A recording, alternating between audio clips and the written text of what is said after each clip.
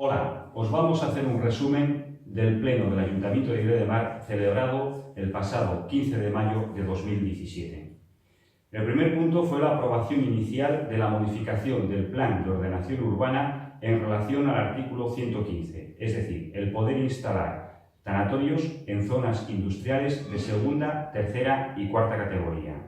Este punto ya había pasado anteriormente por Pleno con una característica particular, y es que se pedía o se proponía la instalación de crematorio en la zona donde estaba la antigua discoteca Pachá, en la carretera entre Lloret y Blanes.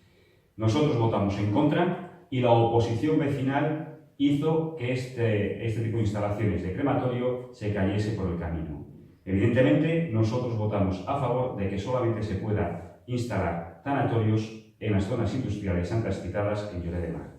El segundo punto es la desestimación de la modificación del POU en Costamarcona, donde se pretendía construir 2 hoteles. Un año y medio después de que nosotros votásemos en contra de esta propuesta, la Comisión Territorial de Urbanismo de Girona nos ha dado la razón y ha obligado al Ayuntamiento de Lloret de Mar a desestimar este asunto. Evidentemente, nosotros votamos a favor de la no construcción de estos 2 hoteles en esta zona.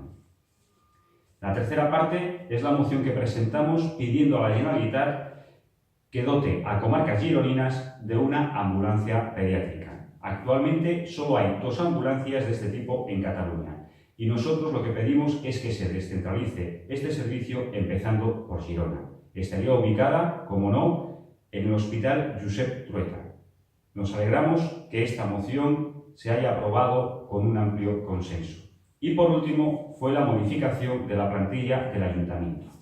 Desaparece la plaza de encargado de aparcamiento, el último vestigio de la que fuera la gestión pública de los aparcamientos municipales. Y también pusimos sobre la mesa las nefastas condiciones laborales de los trabajadores de la empresa que gestiona los aparcamientos municipales. Esta empresa lleva 5 denuncias por acoso laboral.